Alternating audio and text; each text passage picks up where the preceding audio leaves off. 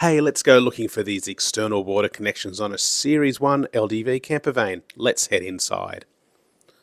So up here on your command tablet, you'll need to go into your second screen so you can swipe or push the 4 buttons below, and you define the tab for the grey water drain or the fresh water drain, and you'd need to choose and push a button.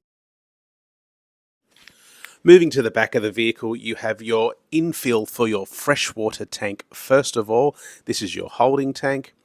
Then in the middle, you have your outlet for your external shower. And then you have your town water supply here on the end.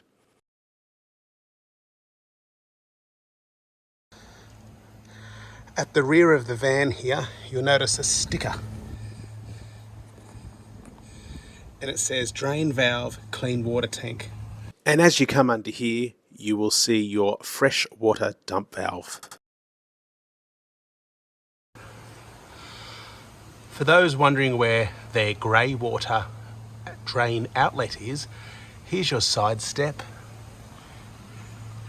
And here's your drain valve. And your grey hose just pushes onto that. So there you have it. There's all your external connections for a Series 1 LDV Campervan. Thanks for watching.